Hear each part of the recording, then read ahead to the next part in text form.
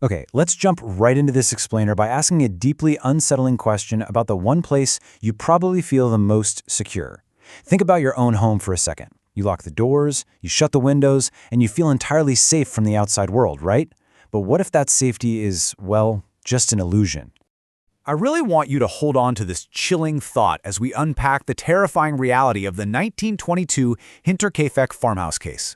This quote basically captures the nightmare we're about to explore.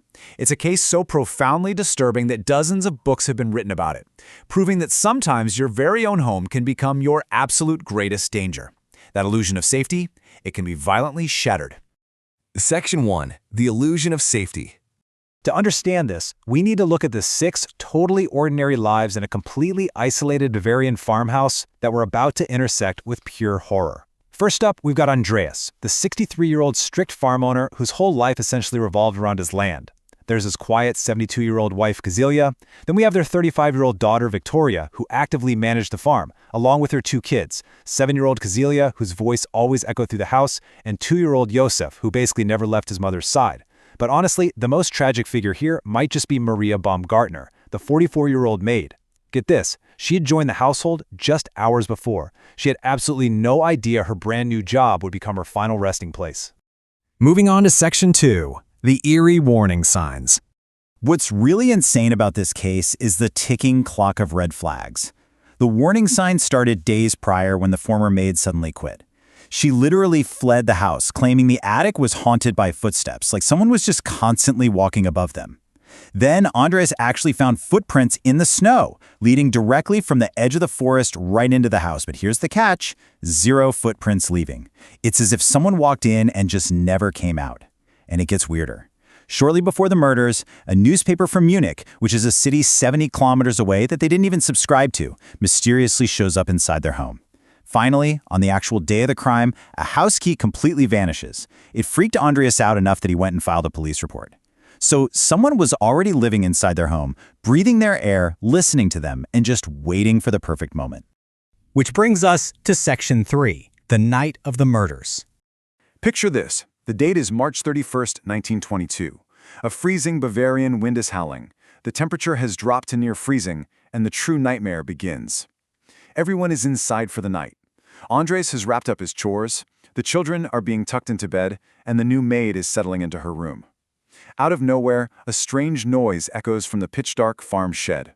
Andres stops. He knows immediately the sound isn't an animal. It's the slow, deliberate creep of human footsteps in the dark. So he grabs his flashlight and walks out to investigate. What happens next is a brutally methodical sequence. The killer actually lured them out, one by one, into the darkness of that barn. First, Andreas investigates the shed and is immediately struck down by a heavy iron pickaxe. When he doesn't come back, his elderly wife Kazilia goes out looking for him, and she meets the exact same brutal fate. Then, Victoria enters the dark shed and is killed, and tragically, 7-year-old Kazilia wanders in last and is murdered too. Just like that, 4 bodies stacked on top of each other on the freezing, cold shed floor. 6. That is the horrific final number. Because, you see, the killer wasn't even finished. After butchering 4 family members out in the shed, they moved inside the house. In there, they murdered the final 2 victims, 2-year-old Joseph, who was fast asleep in his room, and the newly arrived maid, Maria, bringing the total body count to 6. Section 4. The Phantom in the House. Now, you'd probably assume the killer would just flee immediately into the night, right? Get as far away as possible. But contrast these 2 chilling realities.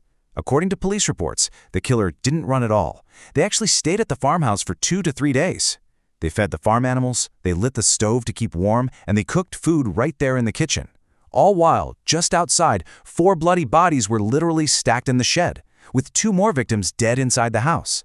The sheer domestic normalcy of the killer casually making meals and hanging out like it was their own home, surrounded by the horrific aftermath of their own crimes, is just absolutely mind-boggling. Section 5. A botched investigation. Eventually, neighbors started noticing there was 0 smoke coming from the chimney, and the animals were getting really restless without food or water. So they went to check it out, got no answer at the door, let themselves in, and found the bodies. They called the police right away, and special crime officers from Munich were brought in. But I have to tell you, the arrival of law enforcement turned into an absolute disaster. Suspicion immediately fell on a neighbor named Lorenz Slittenbauer. Was he the killer? I mean, he was one of the first people on the scene to open the door and, shockingly, he remarkably used a key to open that door. Yep, the very same key Andreas had just reported missing to the police prior to the murders. This massive, glaring contradiction obviously made him the prime suspect. So, how is it possible that this crime was never solved? Well, first off, the crime scene was a total disaster. Villagers literally trampled through the house before the police could even secure it, touching the food in the kitchen and completely destroying the original state of the scene. Second, that neighbor, Lorenz Schlittenbauer, he actually moved the bodies in the shed to let people in, completely legally compromising and destroying the forensic structure. Combine that mess with the incredibly basic forensics of 1922, we're talking no DNA profiling, no blood grouping, no fingerprinting, and a complete lack of a clear motive since no money or valuables were ever stolen. It was a perfect storm. Despite over 100 people being questioned, 0 charge sheets were ever filed.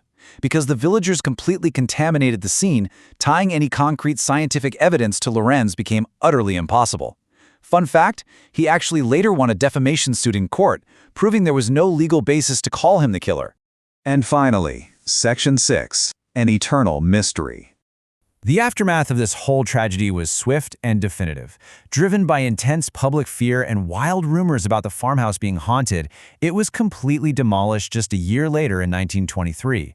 Decades after that, German police reopened the files, reviewing all the old suspects and reports, but they still couldn't establish solid evidence. So in 1986, the case was officially closed as permanently unsolved. Today, there's just a lonely memorial stone standing exactly where the house once was, leaving us with a chilling, century-old mystery.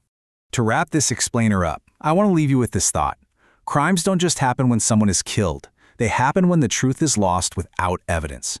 This whole case really proves that when evidence is destroyed, the truth literally just becomes a ghost story. So as you go about your evening tonight, ponder this.